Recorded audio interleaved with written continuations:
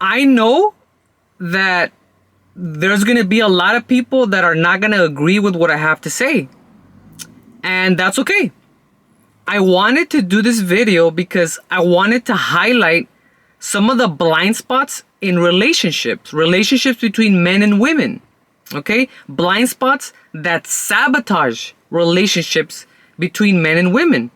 And I wanted to share a man's perspective, right? I can't give you a woman's perspective, but I can give you a man's perspective and hopefully close that gap and have a better understanding of how men and women in relationships can coexist with one another.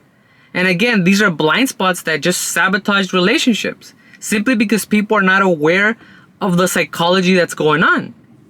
So if you've ever wondered why sometimes men do things a certain way or think a certain way, let me share a man's perspective and hopefully this is useful.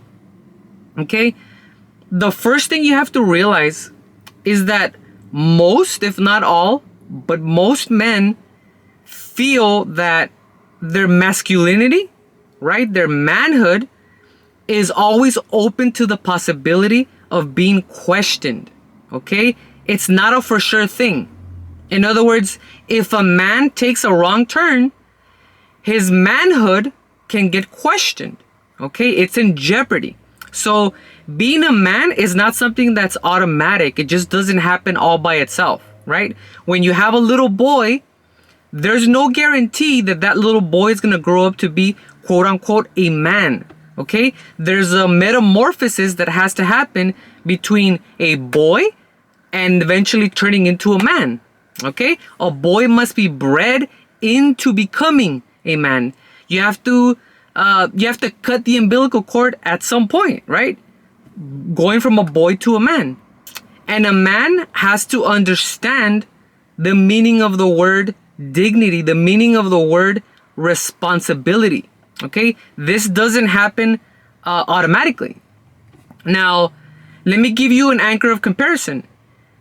A woman doesn't really have her femininity questioned. Okay? A woman is a woman. Her femininity is always intact. Okay? Doesn't matter what's going on, her femininity is never questioned. So it doesn't matter, like a bad woman is still a woman. Right? A bad woman is still a woman. It doesn't matter what happens. A bad woman could do one of the most horrible things out there. A bad woman could abandon her family. Okay? But a woman who abandons her family is still a woman. Okay? And there'll be different labels slapped to that. Okay? She could be a confused woman, right? A confused woman is still a woman. She could be a promiscuous woman, right?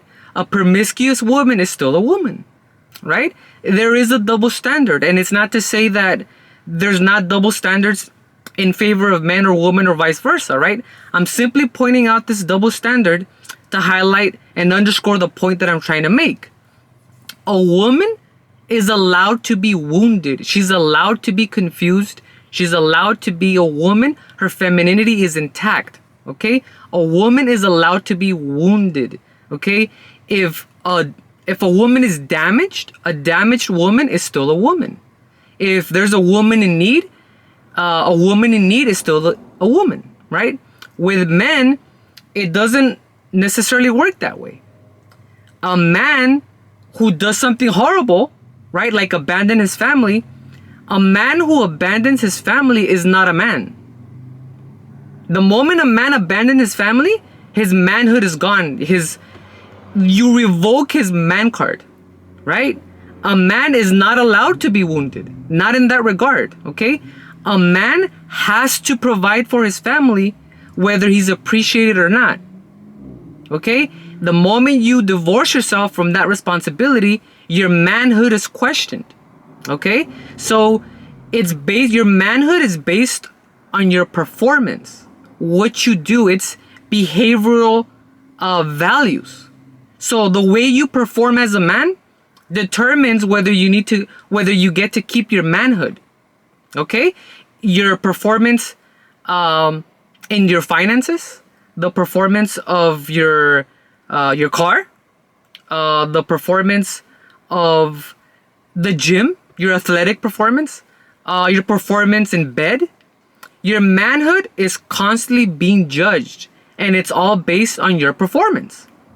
Now, if your manhood is based on behavioral values, okay, you have to realize this is a social prescription of what is expected of you. This is what society tells you. Society says you need to behave this way or you're not a man. In other words, there's an ultimatum at play in order for a man to keep his manhood. Okay? If you can't defend your own space and preserve your manhood, you can't defend your woman or your children. It's questioned. Do you see what I'm saying? So the psychology of a man, again, this is just a man's perspective.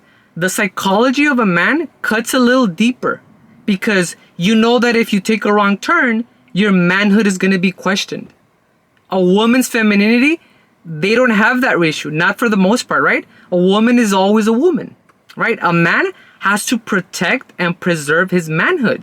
This is ingrained from birth, okay? This is engraved in a boy's mind as soon as they're old enough to understand what their gender identity is. Okay, this is what's imposed on the child. So there are different expectations that a man has, right? There's demands. And you often get pulled in different directions, right? Some women want a passive man. Some women want a more alpha man, right? Schools want a domesticated man. The church wants a tamed man, right? There's a different version of a man that's required based on your circumstances. Your employer wants a working man, right? A workaholic. Like your mom, right? If you're a man and you have a mom, she takes care of you, your mom's gonna love you regardless, okay? Your mom doesn't care if you have a six-pack or not. If you're in shape, right? She's gonna love you regardless. The expectations are different. So there's somewhat of a chameleon dynamic going on where a man has to preserve or feel that he has to preserve his manhood in order to be relevant, in order to preserve his value. His value is based on performance. And as a man, you have to detach yourself from your mother, okay? This is something that's very different from when a woman detaches herself from her mother, because a woman doesn't really have to do that. A woman can strengthen her bond with her mom as she gets older. A man can also strengthen the bond with his mother, but at some point he has to cut the umbilical cord and disconnect. That disconnect has to happen in order for the boy to be a man. Okay? It's a wounding experience. The disconnect between a man transitioning into manhood or a boy transitioning into manhood, he has to disconnect from his mother. It's a requirement. And it is a wounding experience, okay? If you have a man or a boy who doesn't do this, they're subject to being stuck in boyhood their whole life. Okay? This is why rites of passages are so important in a man's life. We don't have rites of passages the way we did 100, 200 years ago, right? 200-300 years ago, the tribes understood there needs to be rites of passage for a boy to turn into a man. At least a psychological marker where the boy knows, hey, I'm entering a new phase in my life. Okay? And these rites of passage, they might seem silly or people are very dismissive about them, but they hold great value. Okay? It's a transitional stage in a man's life that's necessary. Okay? A woman can accept the protection of her mother. A man can only accept the protection of his mom if he thinks and feels like her. In order for a man to accept the protection of his mother, he needs to feel as she feels, right? If your mother says, this is dangerous and I'm going to protect you, the boy has to agree with that. The boy has to agree that that's dangerous. He needs to think like her.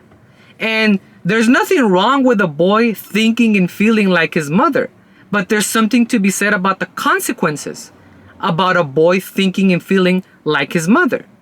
A boy will never get a straight picture of his father if he only sees his father through the eyes of his mother. And the same could be said vice versa. Okay? You'll never get a clear, straight picture of your mother if you're seeing it through the eyes of your father. Okay? Sometimes you have one parent criticizing the other parent once they've separated. Right? They slander the person's name. So a boy has to detach himself from his mom specifically in order to transition into manhood. Why? Because he feels like his manhood is in jeopardy. Okay? His manhood needs to be preserved, and it needs to be intact in and of itself without dependency to somebody else or without seeing things through the lens of somebody else. Okay? He needs to be able to hold his ground independently. And when you're programmed to think this way, you're conditioned for transactions.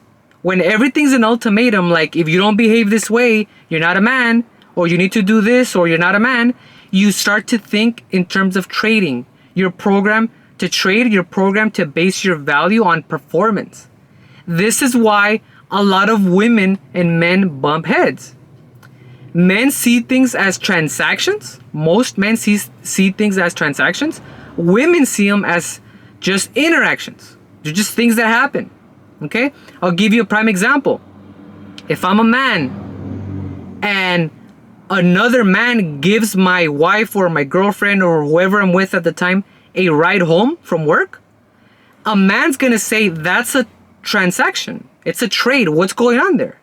Right? He might feel insecure or jealous because he's programmed, hey, it's behavioral value. What does that man want? A man knows how a man thinks. What does that man want? Whereas your wife or your girlfriend would say, no, there's nothing of it. He just gave me a ride home. It was just an interaction, right? You're being insecure or you're being jealous. A man sees it as a transaction. It's a trade. What's going on here, right? Who's preserving their manhood here? A woman will see it as an interaction, just something that happened. Like, hey, I just got a ride home. He was a good guy. Gave me a ride home, right? There's a disconnect. And as soon as people realize this, you get a better understanding of what the dynamic really is. At the end of the day, it is what it is. It's going to be what it's going to be. And that's life.